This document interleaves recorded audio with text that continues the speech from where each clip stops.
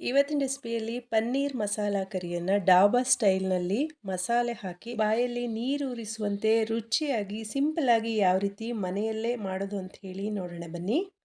Hi friends, ಎಲ್ರಿಗೂ ನಮಸ್ಕಾರ. Welcome back to coffee ನಾಡು ಅಡುಗೆ. ಬನ್ನಿ ಹಾಗಾದರೆ ಈ ಪನ್ನೀರ್ ಮಸಾಲ ಗ್ರೇವಿನ ಯಾವ ರೀತಿ ಮಾಡೋದು ನೋಡೋಣ. ಒಂದು ಬಾಣಲೆ ಬಿಸಿಗೆ ಇಟ್ಕೊಂಡಿದ್ದೀನಿ. 1 ಚಮಚ ತುಪ್ಪ ಹಾಕ್ಕೊಳ್ತಾ ಇದ್ದೀನಿ. ಮೊದಲಿಗೆ ಪನ್ನೀರ್ನ ಸ್ವಲ್ಪ ಚೆನ್ನಾಗಿ ಫ್ರೈ ಮಾಡ್ಕೋಬೇಕು. ತುಂಬ ಚೆನ್ನಾಗಾಗುತ್ತೆ ಈ ರೀತಿ ಮಾಡ್ಕೊಳ್ಳೋದ್ರಿಂದ.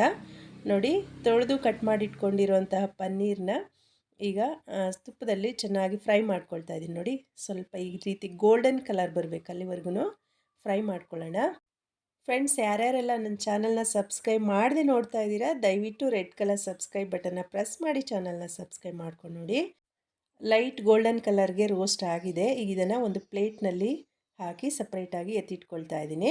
ಈಗ ಇದೇ ಬಾಣಲೆಗೆ ಒಂದು 4ರಿಂದ 5 ಬೆಳ್ಳುಳ್ಳಿ ಎಸ್ಳುಗಳು, ಹಾಗೆ ಒಂದು ಅರ್ಧ ಇಂಚಷ್ಟು ಶುಂಠಿನ ಹಾಕಿ ಒಂದು 5-6 ಸೆಕೆಂಡು ಸಣ್ಣ ಉರಿಯಲ್ಲಿ ಫ್ರೈ ಮಾಡ್ಕೊಂಡಿದ್ದೀನಿ. ಈಗ ಒಂದು ದೊಡ್ಡ ಸೈಜ್ ಈರುಳ್ಳಿನ ಸೇರಿಸ್ಕೊಳ್ತಾ ಇದ್ದೀನಿ. ಈರುಳ್ಳಿನೂ ಕೂಡ ಚೆನ್ನಾಗಿ ಫ್ರೈ ಆಗಬೇಕು. ಸಣ್ಣ ಉರಿಯಲ್ಲಿ ಈ ಮಸಾಲೆಗಳನ್ನೆಲ್ಲ ಫ್ರೈ ಮಾಡ್ಕೊಳ್ಳೋಣ.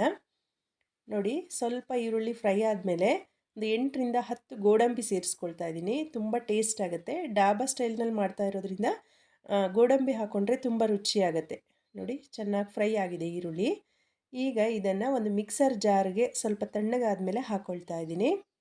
ರುಬ್ಬೋದಕ್ಕೆ ಸ್ವಲ್ಪ ನೀರು ಸೇರಿಸ್ಕೊಂಡು ನೋಡಿ, ಪೇಸ್ಟ್ ನುಣ್ಣಗೆ ಈ ರೀತಿಯಾಗಿ ಪೇಸ್ಟ್ ಮಾಡ್ಕೋಬೇಕು.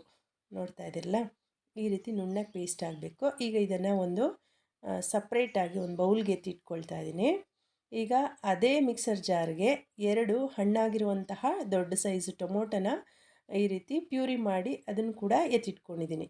ಈಗ ಇದೇ ಬಾಣಲೆಗೆ ಒಂದು 3-4 ಚಮಚ ಎಣ್ಣೆ ಹಾಕ್ಕೊಳ್ತಾ ಇದ್ದೀನಿ. ಹಾಗೆ ಗರಂ ಮಸಾಲೆಗಳನ್ನ ಸೇರಿಸ್ತಾ ಇದ್ದೀನಿ. ಚಕ್ಕೆ, ಲವಂಗ, ಹಾಗೆ ಪಲಾವ್ ಎಲೆ, ಸ್ವಲ್ಪ ಕಲ್ಲು, ಹಾಗೆ ಒಂದು ಸ್ವಲ್ಪ ಸ್ಟಾರ್ ಹೂ, ಒಂದು ಏಲಕ್ಕಿ, ಇದಿಷ್ಟು ಹಾಕ್ಕೊಂಡು ಸಣ್ಣ ಉರಿಯಲ್ಲಿ ಲೈಟಾಗಿ ಫ್ರೈ ಮಾಡ್ಕೊಂಡಿದ್ದೀನಿ. ಈಗ ರುಬ್ಬಿಟ್ಕೊಂಡಿರುವಂತಹ ಗೋಡಂಬಿ ಈರುಳ್ಳಿ ಪೇಸ್ಟನ್ನ ಸೇರಿಸ್ಕೊಳ್ತಾ ಇದ್ದೀನಿ. ಇದರಲ್ಲಿರುವಂತಹ ನೀರಿನಂಶ ಕಡಿಮೆ ಆಗಿ ಎಣ್ಣೆ ಬಿಟ್ಕೊಳ್ಳೋವರೆಗೂ ಒಂದು 2 ನಿಮಿಷ ಮಧ್ಯಮ ಉರಿಯಲ್ಲಿ ಇಟ್ಕೊಂಡು ಚೆನ್ನಾಗಿ ಫ್ರೈ ಮಾಡ್ಕೊಳ್ಳೋಣ. ನೋಡಿ, ಇದು ಫ್ರೈ ಆಗಿದೆ. ಈಗ ಮಸಾಲೆಗಳನ್ನ ಸೇರಿಸ್ಕೊಳ್ಳೋಣ. 1 ಚಮಚ ಅಚ್ಚ ಖಾರದ ಪುಡಿ ಹಾಕ್ಕೊಳ್ತಾ ಇದ್ದೀನಿ. ಅರ್ಧ ಚಮಚ ಧನಿಯಾ ಪುಡಿ, ಅರ್ಧ ಚಮಚ ಗರಂ ಮಸಾಲೆ ಹಾಕ್ಕೊಳ್ತಾ ಇದ್ದೀನಿ.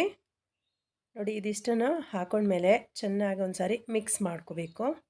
ಸಣ್ಣ ಉರಿಯಲ್ಲಿ ಇಟ್ಕೊಂಡು 1 ನಿಮಿಷ ಚೆನ್ನಾಗಿ ಇದೇ ರೀತಿ ಬಿಡದೆ ಕೈಯಾಡ್ತಾ ಇರಬೇಕು. ನೋಡ್ತಾ ಇದ್ದಿಲ್ಲ, ಇದೆಲ್ಲ ಕೂಡ ಚೆನ್ನಾಗಿ ಮಿಕ್ಸ್ ಆಗ್ತದೆ ಮಸಾಲೆಗಳೆಲ್ಲ. ಇದಿಷ್ಟ ಆದ ನಂತರ ಇದಕ್ಕೆ ಟೊಮೊಟೊ ಪ್ಯೂರಿನ ಹಾಕ್ಕೊಳ್ತಾ ಇದ್ದೀನಿ. 2 ಟೊಮೊಟೊ ಹಣ್ಣನ್ನು ರುಬ್ಬಿಟ್ಕೊಟ್ಟಿದ್ನಲ್ಲ, ಅದನ್ನು ಹಾಕ್ಕೊಂಡು ಈಗ ಅದನ್ನು ಕೂಡ ಚೆನ್ನಾಗಿ ಮಿಕ್ಸ್ ಮಾಡ್ಕೊಳ್ತಾ ಇದ್ದೀನಿ. ಎಲ್ಲನೂ ಪೇಸ್ಟ್ ಮಾಡಿ ಹಾಕ್ಕೊಳ್ಳೋದ್ರಿಂದ ತುಂಬ ರುಚಿಯಾಗತ್ತೆ. ಹಾಗೆ ಗ್ರೇವಿ ಕೂಡ ಸಾಕಷ್ಟು ಸಿಗುತ್ತೆ ನಿಮಗೆ. ನೋಡಿ, ಒಂದು 2 ಚಮಚದಷ್ಟು ಗಟ್ಟಿ ಮೊಸರನ್ನ ಸೇರಿಸ್ಕೊಳ್ತಾ ಇದ್ದೀನಿ. ಸೊ ಹುಳಿ ಮೊಸರನ್ನ ಹಾಕೋಬೇಡಿ, ಸ್ವಲ್ಪ ಸ್ವೀಟ್ ಇರೋವಂಥದ್ದನ್ನ ಹಾಕ್ಕೊಳ್ಳಿ. ಹಾಕ್ಕೊಂಡು ಚೆನ್ನಾಗಿ ಮಿಕ್ಸ್ ಮಾಡ್ಕೊಳ್ಳೋಣ. ರುಚಿಗೆ ತಕ್ಕಷ್ಟು ಉಪ್ಪು ಸೇರಿಸ್ಕೊಳ್ತಾ ಇದ್ದೀನಿ. ಹಾಕ್ಕೊಂಡು ಒಂದು ಸಾರಿ ಮಿಕ್ಸ್ ಮಾಡ್ಕೊಳ್ತಾ ಇದ್ದೀನಿ. ಮುಚ್ಚಳ ಮುಚ್ಚಿ 3 ನಿಮಿಷಗಳ ಕಾಲ ಸಣ್ಣ ಉರಿಯಲ್ಲಿ ಕುದಿಸ್ಕೋಬೇಕು. ಟೊಮೊಟೊ ಪ್ಯೂರಿ ಹಾಗೆ ಮೊಸರಿನ ಹಸಿ ವಾಸನೆ ಎಲ್ಲ ಹೋಗಬೇಕು. ನೋಡಿ, 3 ನಿಮಿಷ ಆದಮೇಲೆ ಎಣ್ಣೆ ಎಲ್ಲ ಬಿಟ್ಕೊಂಡಿದೆ. ಮಸಾಲೆಗಳ ಘಮ್ ಅನ್ನೋ ಪರಿಮಳ ಕೂಡ ಎಲ್ಲ ಕಡೆ ಬರ್ತಾ ಇದೆ. ಈಗ ನಾವು ಫ್ರೈ ಮಾಡಿ ಇಟ್ಕೊಂಡಿರುವ ಪನ್ನೀರ್ನ ಇದ್ರ ಜೊತೆಗೆ ಸೇರಿಸ್ಕೊಳ್ತಾ ಇದ್ದೀನಿ. ನೋಡಿ, ತುಂಬ ಚೆನ್ನಾಗಾಗುತ್ತೆ ಫ್ರೆಂಡ್ಸ್. ಈ ರೀತಿ ಟ್ರೈ ಮಾಡಿ ನೋಡಿ. ಈಗ ಇದಕ್ಕೆ ಸ್ವಲ್ಪನೇ ನೀರು ಹಾಕ್ಕೊಳ್ತಾ ಇದ್ದೀನಿ. ತುಂಬ ಹಾಕ್ಕೊಳ್ಳೋದು ಬೇಡ. ಒಂದು ಅರ್ಧ ಲೋಟದಷ್ಟು, ಸಣ್ಣ ಲೋಟದಲ್ಲಿ ಅರ್ಧ ಲೋಟದಷ್ಟು ನೀರು ಸೇರಿಸ್ಕೊಂಡು ಚೆನ್ನಾಗಿ ಒಂದು ಸರಿ ಮಿಕ್ಸ್ ಮಾಡಿಕೊಂಡು ಮತ್ತೆ ಒಂದು 2 ನಿಮಿಷ ಚೆನ್ನಾಗಿ ಕುದಿಸ್ಕೊಳ್ತಾ ಇದ್ದೀನಿ. ನೋಡಿ, ಸುತ್ತಲೂ ಎಣ್ಣೆ ಬಿಟ್ಕೊಂಡಿದೆ. ತುಂಬ ಟೇಸ್ಟಿಯಾಗಿರುತ್ತೆ. ಚಪಾತಿ, ಪೂರಿ, ರೋಟಿ ಎಲ್ಲದಕ್ಕೂ ಕೂಡ ತುಂಬ ಚೆನ್ನಾಗಾಗತ್ತೆ. ತುಂಬ ಟೇಸ್ಟಿಯಾಗಿರುತ್ತೆ. ಡಾಬಾ ಸ್ಟೈಲ್ನಲ್ಲಿ ಮನೆಯಲ್ಲಿಯೇ ಸಿಂಪಲ್ಲಾಗಿ ಕಡಿಮೆ ಖರ್ಚಿನಲ್ಲಿ ನಾವು ಈ ರೀತಿಯ ಒಂದು ಪನ್ನೀರ್ ಮಸಾಲ ಕರಿಯನ್ನು ಮಾಡ್ಕೋಬೋದು. ತುಂಬ ರುಚಿಯಾಗಿತ್ತು.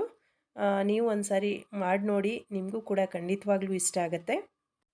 ಈ ರೆಸಿಪಿ ಇಷ್ಟ ಆದರೆ ಕಮೆಂಟ್ ಮಾಡಿ ಹೇಗೆ ಬಂದಿದೆ ರೆಸಿಪಿ ಅಂತ ಹೇಳಿ. ಹಾಗೆ ಒಂದು ಲೈಕ್ ಮಾಡಿ. ಮತ್ತೊಂದು ಹೊಸ ರೆಸಿಪಿಯೊಂದಿಗೆ ಸಿಗೋಣ. ವಿಡಿಯೋ ನೋಡಿದ್ದಕ್ಕಾಗಿ ಧನ್ಯವಾದಗಳು.